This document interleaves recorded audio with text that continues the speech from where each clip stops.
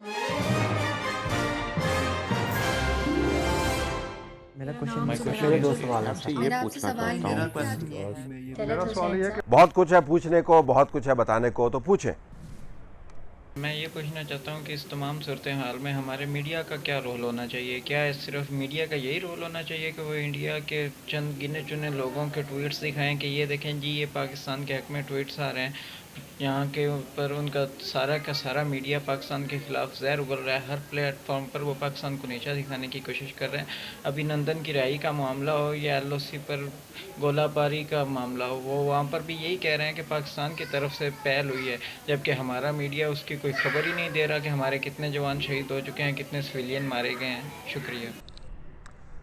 देखिए, हिंदुस्तान के मीडिया के जवाब में पाकिस्तान के अंदर जो इस वक्त रीत निकली है, उसका एक पहलू ये है कि हिंदुस्तान की मीडिया का जो करंट अफेयर्स और न्यूज़ के मामलात में पहली मरतबा पाकिस्तान के मीडिया की ज़ेर बहस आए हैं। इससे पहले तो फिल्में आती होती थी, इसके पहले तो अमन की आशा आती होती थी, इससे पहले तो नाच गाना आता होता था, और बहुत से ऐसे चैनल जो एक तरफ ख़बरों के अंदर हिंदुस्तान की छोटी छोटी खबरों में ऐसी की तैसी करते होते थे, साथ ही बताते होते थे कि वहाँ पर अवार्ड्स किस किस्म के हो रहे हैं और इश्तिहारात कैसे बन रहे हैं और ड्रामे उनके किस किस्म के चल रहे हैं। और तो ये चैनल जो है ना, वो डबल लॉयल्टी प्रमोट कर रहे होते थे। हिंदुस्तान की प्रोडक्ट्स के साथ लॉयल्टी प्रमोट करते थे, उधर से पैसा बनाते होते थे और इधर से कहते थे जी हम कितना ज़बरदस्त हिंदुस्तान के ख़िलाफ़ हमने जो स्टैंड लिया हुआ है। इन हालात वाक़यात ने वो डबल लॉयल्टी को सिंगल लॉयल्टी में तब्दील कर दिया। इसका डाउन साइड है, मैं आपसे इत्तफ़ाक़ करता हूँ कि हमें अपना रीज़न नहीं छोड़ना चाहिए।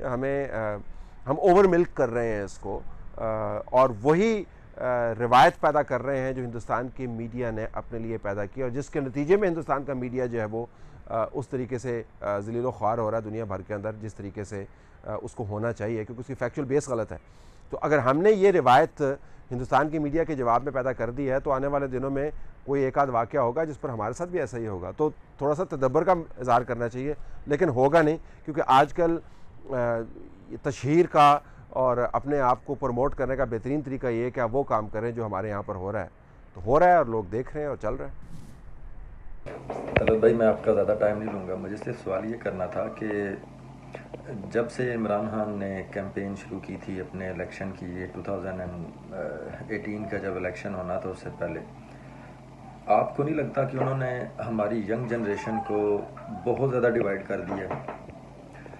मैंने इतनी नफ़रत, इतनी गालियाँ अपनी ज़िंदगी में नहीं देखी जितनी अब जिस तरह लेबल कर दी एक दूसरे को पटवारी और यूथिए, अजीब अजीब तरह की गंदी गालियाँ। और ये आपको नहीं लगता कि हमारी यंग जनरेशन में एक किस्म का ये एक्सट्रीमिज़म आ गया? ये इतनी ज़्यादा एक्सट्रीम पे चले जाना एक लीडर के लिए, और स्पेशली मैंने देखा कि आपने एक इंटरव्यू किया था इमरान भाई का, और उसके बाद सोशल मीडिया पे आपके ख़िलाफ़ भी बहुत बदतमीज़ी हुई थी। और इसी तरह मैं देखा रऊफ़ क्लासरा में, ये डबल स्टैंडर्ड नहीं है PTI के फॉलोअर्स का? देखिए, दुनिया भर के अंदर जो पॉपुलिज़म है, जो लोगों के जज्बात को उभार के क़यादत करने का जो मॉडल है, उसके अंदर डिविजन्स मुआशरे के अंदर टूट फूट और गुस्सा और नफ़रत वो पैकेज का हिस्सा है।